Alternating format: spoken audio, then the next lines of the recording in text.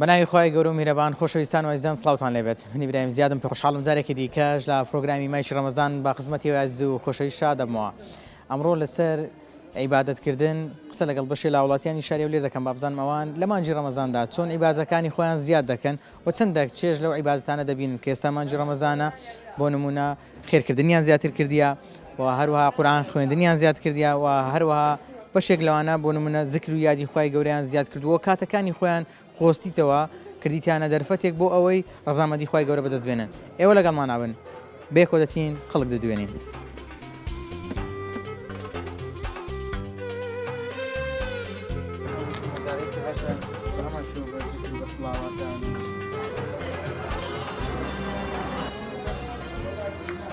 السلام عليكم. وعليكم السلام ورحمة الله. بزانم لەگەڵ عیبادەتەکان چۆنی؟ الأخوة بزياد باشن الحمد لله. زۆر باش. لە ڕەمەزانە چه عیبادەتێک زۆرتر دەکەی کە لە پێش ڕەمەزان کەمتر کردبێت؟ زیاتر ذکر و شتی وایە. بەڵێ ذکر و قورئان خوێندن. ڕۆژانە قورئان دەخوێنی ئێستا؟ بەڵێ لەخوا بەزیاد ڕۆژانە قورئانی خۆمە خوێنم. زۆر باش. کە لێرە دەگەڕێ و مارێ ئەو کاتی چ دەکەی؟ کە لێرە دەگەڕێمەوە بۆ ماڵ زیاتر کە پاش ئیسراحەتم سەرەتا قورئانێکە خوێنم ئینجا سەری خۆمە شۆم کە نانم خوارد دوایەکە ئەچم بۆ مزگەوت نوێژەکانم دەکەم تەراویح دەکەم بە دڵنیایی دوایە لە پاش ئەو هەموو شتانەی کە کردم وەکو مەسەلەن قورئان خوێندنێک دەست دەدەمێت قورئان دەخوێنم.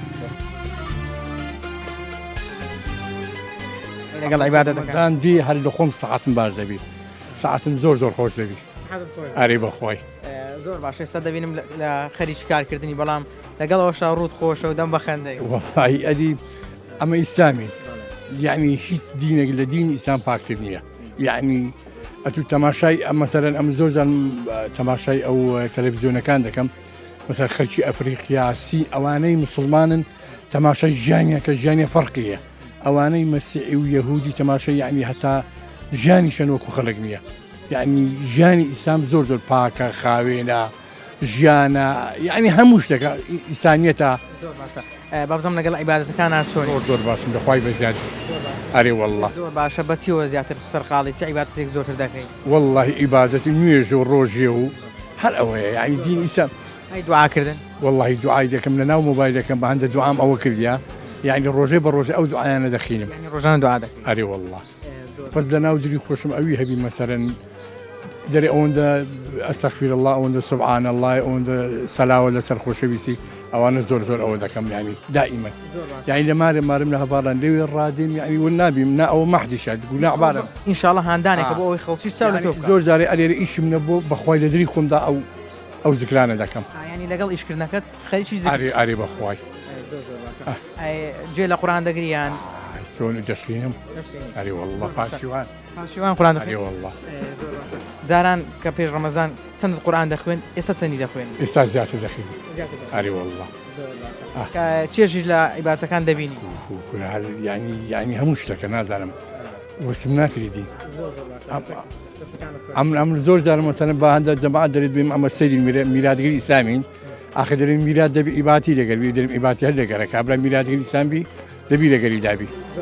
کەواتە ئەگەر مەجالمان هەبوو بۆ ماگونجان نێژەکانیشمان هەمووی لە مزگەوت بکەین باشە. بە قورئان جارێ ڕێک ناکەوی ئەگە برێم هەمووی ئەنجار ئەگەر ڕێکت بەرێ ئەنجار ئەلێرە بەرنامەی دادەنێم سەعات چەند دەگەمەوە مزگەوت سەی تەیبی یعنی لەگە بە نوێژەکەی ڕابکەم هەندە جارێ ڕێک ناکەی مەسەل لێرە تاخیر دەبم. ڕەمەزان مانگەکی زۆر خۆش و بەرەکەتە الحەمدولیلا وشکر ڕەمەزانان یعنی کاتەکان زیاتر بە زیکر و تەراویح و نوێژە فەرزەکان بەڕێ دەکەن بە قورئان خوێندن الحەمدولیلا ئەگەر خوا قبولی کات. زۆر باشە. ئینشاءڵڵا خوای گەورە قبول دەکا. ئێستا کە ڕەمەزانە قورئان خوێندن زیاتر کردیە لە چاوەی کە لە پێش ڕەمەزانی؟ بەرێ حتمەن ئەرێ وەڵڵا زیاتری دەکەین و لە پێش ڕەمەزانی یعنی فەرقی هەیە نوێژەکانیش یعنی زیاتر لە ڕەمەزانێ زیاتر بە فەرز لەبەرەوەی ینی ئیش و کەسابەت کەمتر دەبتەوە لە ڕەمەزاناندا دەنیشین لە مارێ کاتەکان بە زیکر و تەسبیح و بە نوێژە فەرزەکان بەڕێ دەکەن الحەمدولیلا. چەندێک چێژ لە عیبادەتەکان دەبینی؟ والله زۆر یعنی چێژ و تامی زۆر خۆشە یعنی زۆر فەرقی هەیە لە چاو مانگەکانی تر یعنی مانگەکی زۆر خێر و بەرەکەت و الحەمدولیلا پڕ عیبادەتە لە خودای بەزیاد بێ. جاران ناوە هاوکاری کەسێکت دەکرد پێویستە لە ڕەمەزاندا زیاتر هاوکاری بکەیت؟ بەڵێ بەڕێ ئەرێ وڵا یعنی فەرقی زیاتر یعنی نارم لەو مانگەی کە مانجی ڕەمەزانە هەموو شتەکان یعنی فەرقی زیاترە حتا نوێژ و عیبادەت یعنی نوێژەکانیش لە مزگەوتی ئەنجام دەدەین و عیبادەتەکان زیاتر ئەنجام دەدەین خێر و حەسەناتش الحەمدولله یعنی زیاتر ئەنجام دەدەین. زۆرتر دەچێت مزگەوت؟ بەڵێ الحەمدولله بەڵێ پێشتر کەمتر دەچێت؟ بەڵێ ئەرێ وڵا ئەرێ وڵا. با بزانم لەگەڵ عیبادەتەکانی مانجی ڕەمەزانە چۆنی؟ وا لە عیبادەکانی مانجی ڕەمەزان زۆر باشم لە خۆی بەزیاد بێ. باشی بەێ زۆر باشە. چۆن وا بکەین عیبادەتەکانمان زیاد بکەین لە مانجی پیرۆزی ڕەمەزانە؟ وڵای تەبعا دەبێ لەو مانگەی پیرۆزە دەبێ عیبادەکە ئەوکانمان زیادکەین و نوێژی ئەوەی بکەین و نوێژەکان هەم جێبەجێ بکەین و زکر و ئەو شتانە زۆر بکەین و چونە مزگەوت ئێستا زیاتر کردووە لە چاو پێش ڕەمەزانە؟ تەبعا ئێستا مزگەوت خەڵک زۆر ڕوو لە مزگەوت بەڕاستی. چەندێک ئێستا دوعات ینی ئێستا دوعای زیاتر دەکەی لە چاوەی کە پێش ڕەمەزانێ یان هەروەکوێک هەموو کاتێک دوعای دەکەین یعنی خی گەورەی شتێکی ڕەت نەکردو لەم چەند دوعام هەر شتێکم کرد داوای شتێکم بێ خوا لەوێ جێبەجێکردنەوە. داوای لێ خۆش بوون لە خوای گەورە ئێستا کە مانجی ڕەمەزانە فرسەتە؟ وڵای داوای لێ خۆشببی لە خۆی دەکەم لەمە خۆشببی لە مردەکانش خۆشببی دوعای خەیران لەو دەکەین. چەندێک سڵاواتدان و ئەستەغفیرڵاکردنت هەیە؟ وڵای بێعسابە دیار نییە ئایا وڵۆ یعنی ڕۆژێ چ دەکەم ئەگەر ڕەمەزانێ چاسە پێ تا پێ دەکەموانە ڕۆژ ڕەمەزان تەبگات هەزاریش. چەندێک چێژ لەو عیبادەتانە دەبینی؟ وڵای تام توێژی خۆیە بەڕاستی دل زۆر خۆش دەبی دڵ خۆش دەبی ینی خەکلێک خۆشەویست دەبی ینی ئاشی جێبەجێک خوا لە جێبەجێ دڵ خۆش دەبی و خۆشێکێکتر ناو خەڵت ئەرێ وڵا. بازم لەگەڵ مانجی ڕەمەزانە چۆنی لەگەڵ عیبادەتەکانە؟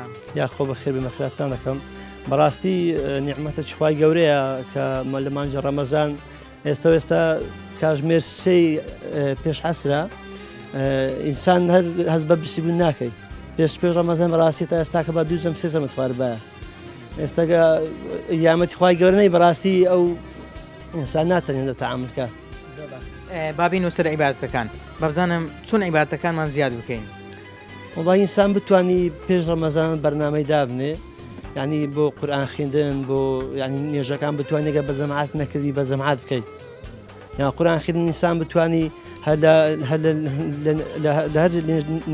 هەر نوێژەکی بتوانی دوو لاپەڕ بخینی بتوانی هەر ڕۆژەیەک بخینتەنە بۆ من دەبینم مشاهدێت بۆ دەدەم کە هاتیشم ئەو تەلەڤیزیۆنەی کە بەرامبەرتە لەسەر قورئانە لەگەڵ ئیشەکەی خۆت جێ لە قورئانی پیرۆزیش دەگری؟ الحەمدولله ئەرێ وڵا بەدامی خوای بەزیادبی الحەمدولله. فرسەتە ئینسان بوون لەگەڵ کارەکەی خۆی ئەگەر بۆی بگونجێ جێ لە قورئان بگرێ یان خەریکی زیکرکردنی خوای گەورە بێت خەریکی زیکرەکان بێت سڵاوەتدان بێت لەسەر پێغەمبەری خوا صلی الله علیه وسلم. بەتەچی ئینسان بێ دنیا بەڕاستی دنیا بۆ ئینسانیەگە بی هەوێ ئەگەر لە هەموو کردەوەکان دەتانی هەموو کردەوەکان بکە خێر ئەن ئیشکردنی ینی تویش دەکەی دەتانی زیکر بکەی خوای گەورە هەم کارەکە هەم زیکرەکە هەموو بۆ خێر عیباد دەنووسی. لە دوای نوێژی بەیانیان دەمێنی و خەریکی زیکری و یادی خوای گەورە بی؟ واللهی زارێ نابەز ئینشاڵڵا بەردەوام هەیە خوای گەورە پێمان بەخشی. لەگەڵ تەراویحەکانە چۆنی؟ الحەمدولله بەردەوامین ئینشاڵڵا خوای گەورە بەردەوامیمان پێ بەخشیتن. چەندێک هەوڵ دەدەی برادەرەکانی خۆشت ببەی بۆ مزگەوت و هاوچۆتان زیاتر بێ بۆ مزگەوت؟ واللهی الحەمدولله من دوو منداڵم هەیە دوو منداڵەکەی خۆم لەگەڵ خۆم دەبەم هەموو هەم سبەینان عیشایان مەغریبان الحەمدولله تا بتوانم لەگەڵ خۆیان دەبەم ئەگەر ئیدکە شەبی برادەریشتیوا لەگەڵ خۆیان دەبەم الحەمدولله. زۆر باشە کەواتە چێژ لەو عیبادەتانەش دەبینی؟ بەتەچی دەرێ وڵ الحەمدولله چێژش تایبەتیە بەڕاستی. ڕەمەزان زیاتر مانجی عیبادەتە ئەو دە ڕۆژەی عینادێ بۆ لەیلەت قەدر و ئانە دانیشتن مەسەڵەن پاش ڕۆژ شاوان تەڕاویع دەکرێ و قورئان زیاتر لێ دەدرێ ڕەمەزان بەڕاستی خاستن ئەوەل یەکەی زیاتر عیبادەت و ئەوەیە بەخۆت. ئێستا جێ لە قورئان دەگری ڕۆژانە؟ بێگومانم لە دوکانێ قورئانی پێ دەکەن یان ناو سەیارە یا هاجات. ئەو کاتانەش فرسەتە بۆ نمونە و خۆ دەڵێ ناو سیارەیان لە دوکانی کە کاتت هەیە فرسەتە جێ لە قورئان بگریت چکە مانجی قورئانە ناو سیارێتەوە تا دەچی و مەسەڵەن قورئان پێ یان کە لە بەیانیان دێ قورئانی پێ دەکەی یان لە دوکانێ سبەینان هەندێکی ئەوەی دەزانی بە خۆت بخینی یان سەلاواتی لێ دەی عەتمەن خێر و بەرەکەتە لۆ هەم لۆ خۆت و هەم لۆ ئیشەکەت و لۆ دوکانەکەشت. ئەوانەی کە دەیزانی بە خۆت دەیخوێنی؟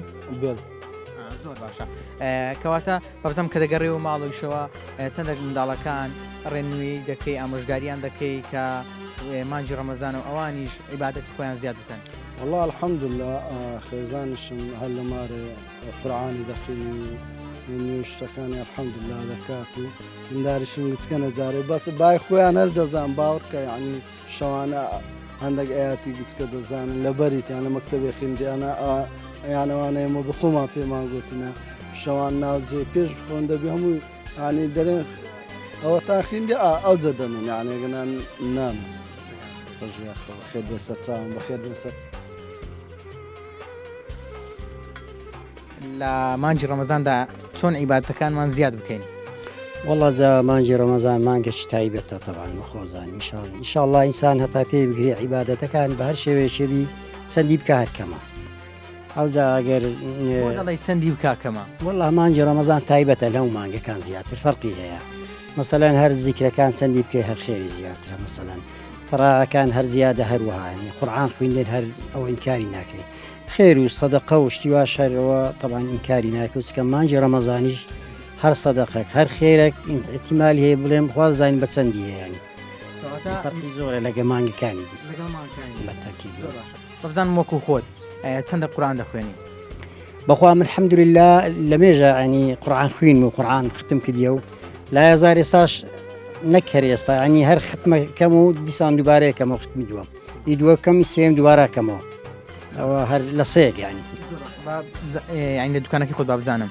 ئەو کاتانی کە مەجالت هەیە و مشتریت نییە خەریک دەبی بە قورعان خوێندن هەر ئێستاوە تێ لا هزار لە ساوای هەمووی قورعانی خوێن ئێستا هە لەسەر موبایلەکەمە هەر بەچی جەنابەت بێت چاوم کرد ئەم قەپات ئێستا لەسەرێ وەڵڵا کەواتە ینی ژیان و دەرفەتەکانی هەمووت خۆسیتەوە دەڵێ با کاتەکانم بە فیرۆ نەڕوا با خەریکم بە قورعان خوێندن والله برام بە تاکید جا بە تایبەتی مانجی ڕەمەزانش ینی خێر و سەدەقە و خێراتی گەلێک فەرقی هەیە لەگە مانکانیت من چەندی پێمەکرێ خوێنم ئەوجا حتا خلاصەکەم سەبرە بەس هەیە جمعان تایبەتە بە سوورەتی کاف شەوانی جمعە بە ئەوەی تکای عنی مەسەلەن ئەوجا هەر یەکە و مەسەلەن شتێکی هەیە تایبەتە سوورەتەکان لەسە شتەکەی و باسچێک دەکانی ڕۆژانە چەند قورعان دەخوێنی مەتا 15 راپەری تا هەژدە و بەخوای لە 15 تاویستی ئەو دەورە هەتاویستی بەڵێ چەندە گرینگە بۆ نمونە خێراتەکانمان خێرکردنمان لە ڕەمەزاندا زیاد بکەین بۆ نمونە جاران یارمەتی کەسێکماندایە لە ڕەمەزاندا یارمەتی دوو کەس بدەین جاران گە قاپەشیوەکمان لە بۆ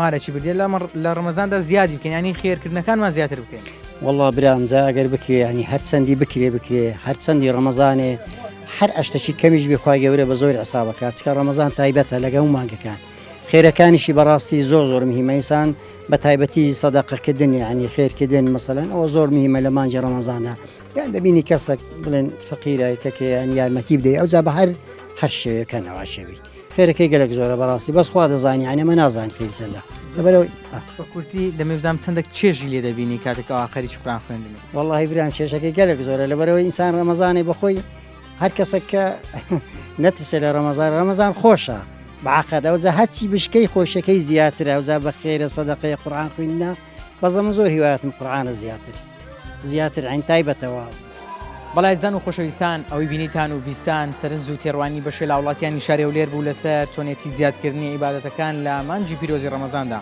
بەڵێ ئاسانە مرۆڤ دەتوانێت لە مانجی پیرۆزی ڕەمەزان عیبادەتەکانی خۆی زیاد بکە بەشێک لەو کاسبکارانەی کە دواندم لەگەڵ پیشەکەی خۆیان خەریکی جێگرتن بوون لە قورانی پیرۆز بەشێکیان دەیانگوت کاتێک ئێمە لە ڕێگا دەڕۆینەوە بۆ ماڵەوە جێ لە قوران دەگرین واتە کاتەکانیان خۆستەوە کردیتیانە هەلێک بۆ ئەوەی زیاتر و زۆرتر پاداش بەدەست بێنن و بەشێک لەو خانمانێک بۆن لە ماڵەوەن لەگەڵ ئەوەی کە نان ئامادە دەکەن خەریکی ئامادەکردنی خوانن لە هەمان کاتدا جێدەگرن لە قورانی پیرۆز جێدەگرن لە وتاد جێدەگرن لە تەفسیری قورانی پیرۆز و ئەوان ئەو کاتایی خۆیان قۆزیتەوە ئەمانە نمونەی جوانن مرۆڤ دەتوانێت سوودیان لێ ببینێ بۆی عیبادەتەکانی خۆی پێ زیاد بکە دەبینین گەنجان زۆرتر دەچن بۆ مزگەوت نوێژەکانیان لە مزگەوت بە جەماعەت دەکەن و لەگەڵەوەدا نوێژی تەراویح دەکەن لە نوێژی بەیانیانیان لە مزگەوتە کە لە چاو پێش ڕەمەزان جیاوازی و گۆڕانکاری بەسەردا هاتووە هیوادارم ئێوەش لە مانجی پیرۆزی ڕەمەزاندا زیاتر و زۆرتر خەریکی عیبادەتکردن بن بەخوای گەورەتان دەسپێرم خواتان لەگەڵ